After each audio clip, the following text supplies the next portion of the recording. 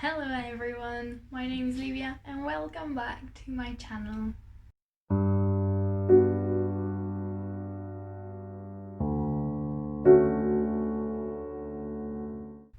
I know it's super late into December already, but I've been going through stuff and I really haven't felt like filming, so today I'll be doing my November wrap up. Super exciting. So November as a personal month has been the worst month of 2020, which is saying a lot considering what 2020 has been so far. But on a reading level, it's been the best month I've ever had. In total, in November, I read 8 books. At the beginning of November, I was participating into drinking by myself tea, books in Tasman, and Meg with books readathon called the 1000 Doors readathon, and it was super fun. It was basically a choose your own adventure sort of readathon, and you can check out my vlog, which is so long. I am so sorry about that, and yeah, check out that vlog because I read some great books. But I'm going to talk about them very quickly in this wrap up anyway. So the first book I finished in November was Into the Drowning Deep by Myra Grant. This is a book about killer mermaids, and a ship had gone into a remote part of the ocean looking with a crew and a film crew to look for mermaids, but this ship is found empty, washed ashore, and footage has been found that shows people in the crew getting killed by mermaids, but everyone thinks it's a hoax except a handful of people.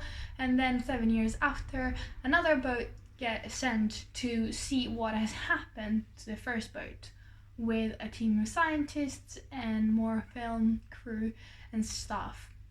And what they find is this horror of the sea, and they kind of have to study what's happening. There's lots of scientific talk, which I really liked. This was more like sci-fi horror, and I think I'm gonna pick up more of the genre because I think it was really good.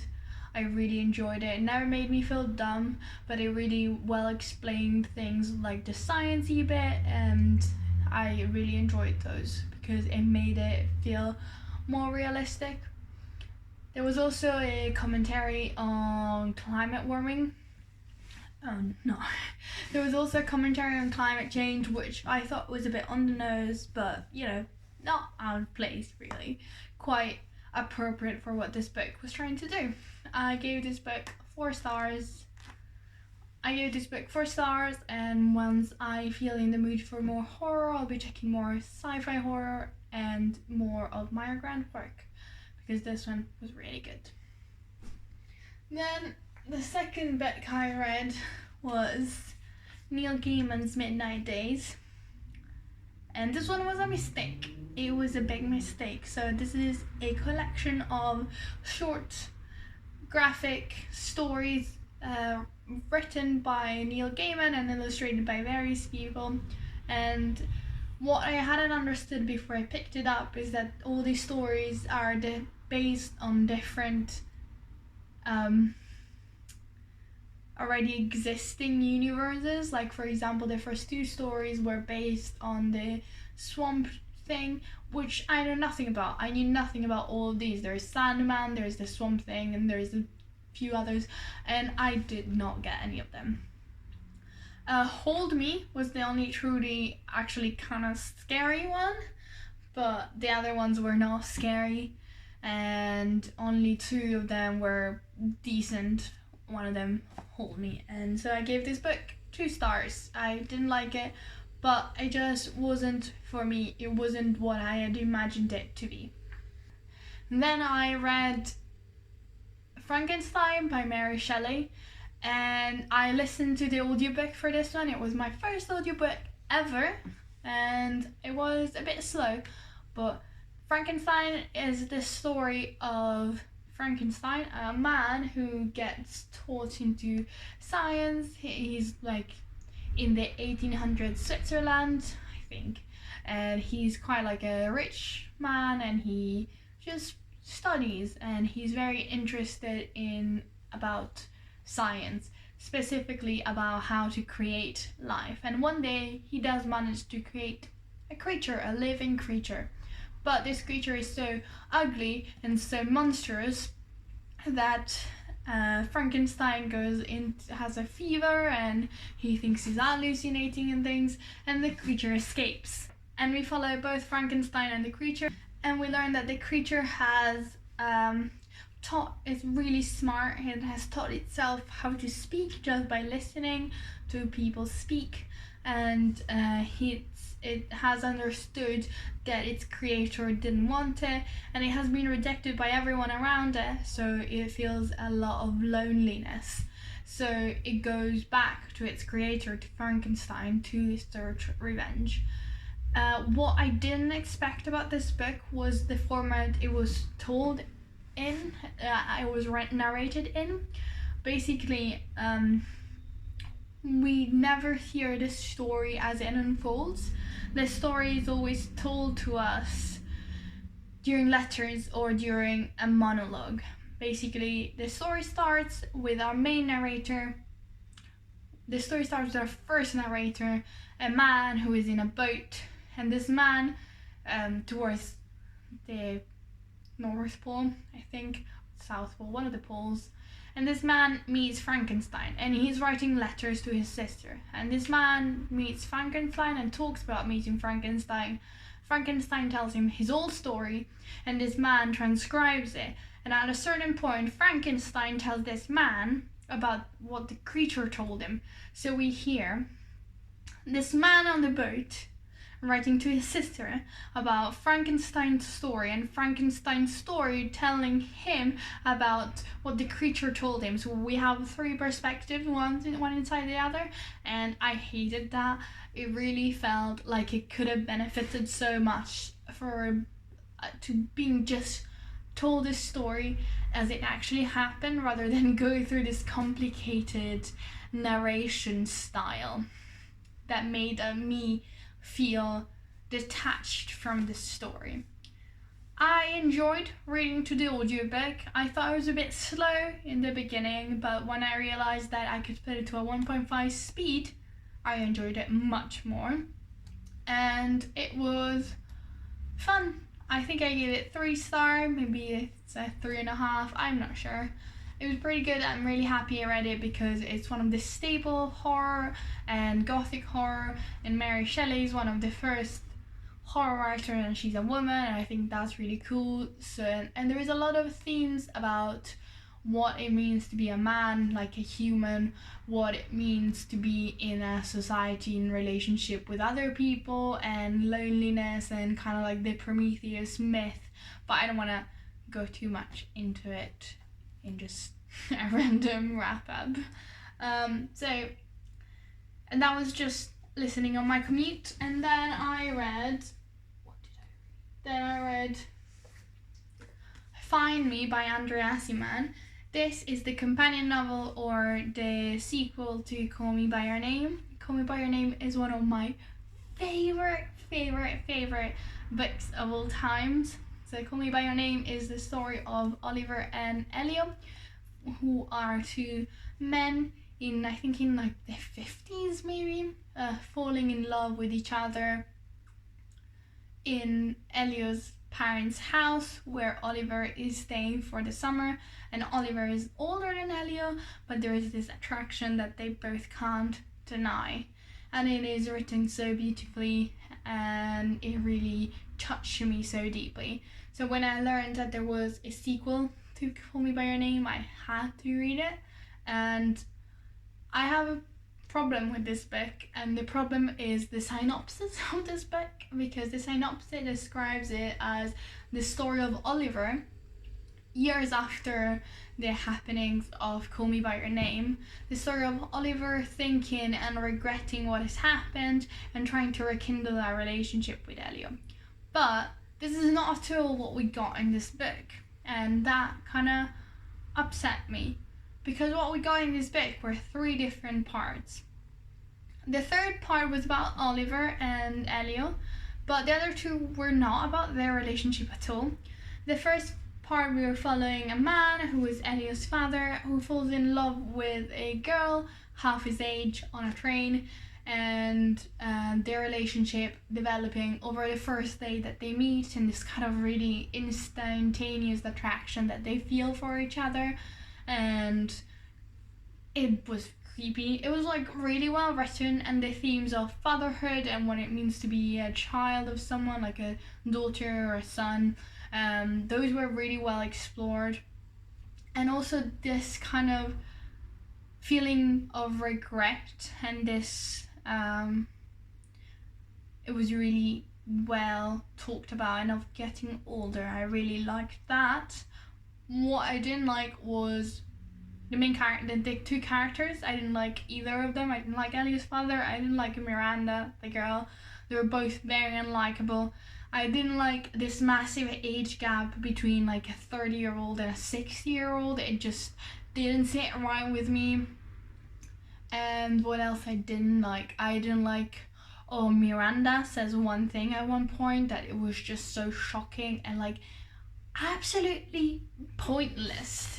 And I know Andreas Iman is always describing sex in this really particular way that makes me squeamish, but that one was especially bad, and I did not enjoy that.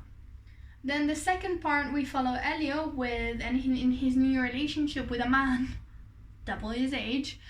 You might notice a trend, and there is kind of a sort of music mystery that gets discovered here and talked about, and I didn't really get that because it felt really pointless because it gets dropped so soon.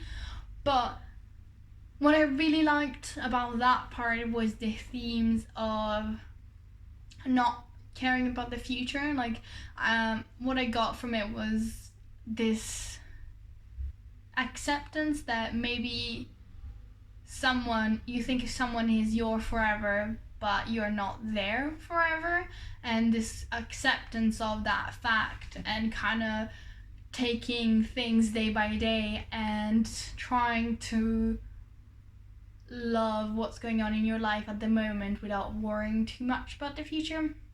I really like that part. And of course, the third part about Oliver and Elio, I just absolutely adored. I agree with the reviews that it is only about like 11 pages of them, but I love those pages. It was brilliant. Just don't go into it expecting just that, because there is a lot more. And while this book wasn't as good as Call Me By Your Name, it was still really good. It made me cry, made me emotional. So I gave it 4 stars. And I recommend it, but I recommend you go into it with the right expectations. Then, yeah, I think this is the order. And then I read Emma by Jane Austen. And this is my second Jane Austen of the year, and my third Jane Austen in total. So by now I've read Pride and Prejudice, Sense and Sensibility, and Emma of Jane Austen. And I gotta say, this one is my favorite, just because it's so funny. So this is the story of Emma, a girl, a rich girl who tries to set up people and organize marriages, but it backfires on her so many times, and she has to learn that she can't involve herself into other people's businesses, and that she should just worry about being a nice person. But what's so good about this book, it is so funny. Emma is really unlikable, but in a great way. She's not the brightest, but she's very she's not dumb, she's smart, but she's only interested in gowns and in gossip and in parties and dances, and it's also refreshing. It just didn't feel stuffy like I thought Sense and Sensibility was a bit stuffy with its really tough moral, while in this the moral is just mind your own business pretty much. So I love that, and it just felt funny because it was the most comedic of them all. There was a lot of romance in it, but a lot more about like romantic comedy rather than just a romance like the other like Pride and Prejudice and Sense and Sensibility. Pride and Prejudice and Sense and Sensibility feel like romances, while this one felt like a rom-com, and I gave it 3.5 stars. And then I read my second audiobook of the month, and this one was The Herd. The Herd is the story of two sisters, and how do you describe it? The Herd is the story of two sisters.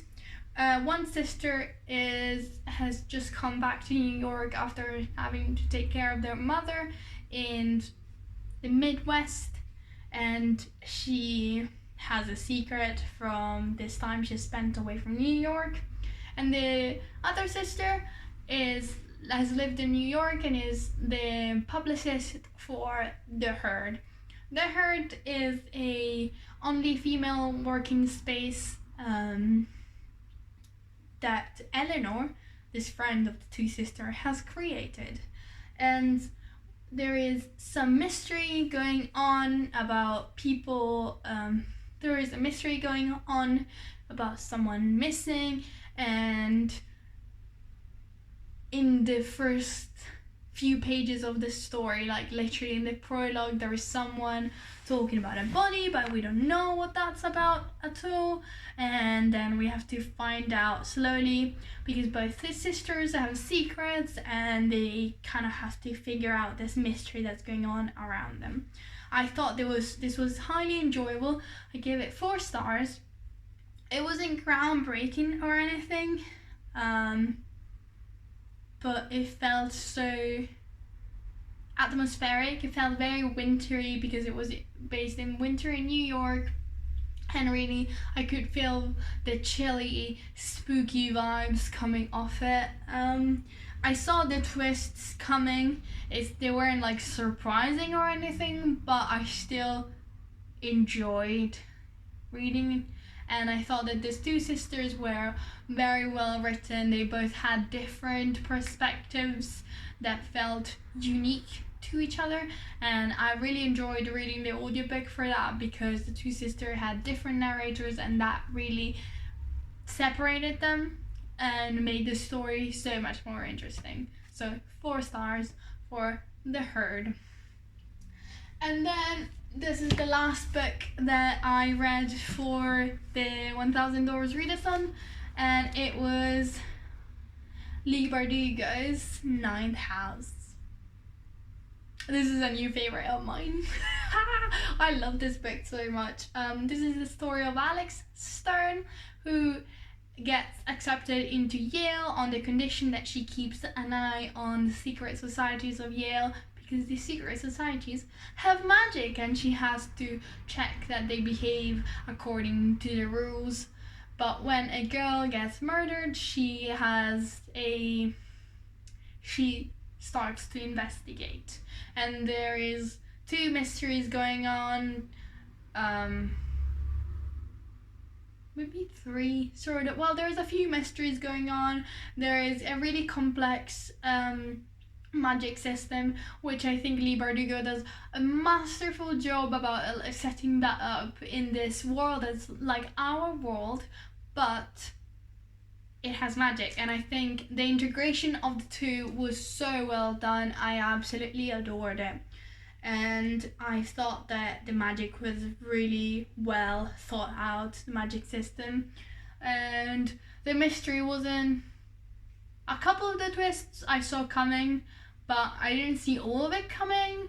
There's a twist at the end that I was like shocked. What else? I really didn't expect this two-perspective storytelling, but I really enjoyed it because while Alex is a likable character, I loved Darlington and I loved being in his mind and seeing Yale and the secret societies from both points of view of Darlington and Alex, an insider and an outsider. And I really enjoyed that, and I think Darlington deserves to be happy. So when the sequel comes out in 2021, I'll be reading and I'll be expecting Darlington to be happy. You better be. That's it. Great book. I don't know why it took me so long to read it. This is amazing. 5 out of 5 stars. And then the last book I read in November was Crazy Rich Asians. And it was fantastic. It's a new favorite of mine. This is the story of Rachel True and her girl who lives in New York, but her mother is Chinese originally. And her boyfriend, who is from Singapore, invites her to spend the summer at his childhood home. But what she doesn't expect is that Nick's family is crazy rich, as in they bought an hotel because someone was rude to them rich, as in they spend millions on one dress, as in they are the most rich people in Asia rich. And that he's the most eligible bachelor in all of Asia. She doesn't expect this, and so she has to deal with both Nick's family and being snobbish and rich, and also all the girls that wanted to marry Nick being jealous of her. And I think this book was really well written. It was really funny. There were lots of what do you call them? Footnotes. There were lots of footnotes where the author talks to the reader directly, and they were hilarious, where he kind of recounts his history, where he kind of talks about his experience about living in Singapore and experiencing Asian culture, since Kevin Kwan grew up there. So he has a good insight into it. It's really funny.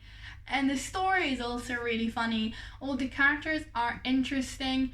They are very shallow, but in a fun way to read about. They feel different from each other, and I thought all the perspectives were very different and very interesting. And I love the way they talk to each other, because they felt like such realistic characters. Like, I've never met someone that rich, but I can see who it could be, you know. I see how a person like these people exist, even though they have this incredible amount of wealth that I can't even imagine having. So I think I gave this 4 stars, but it might have been a 5 stars, and I am currently reading the sequel, and I'll talk to you about that another time. So that was it for this. Thank you for watching. Watch my other videos. My name was Livia. That was fun. Let's do it again.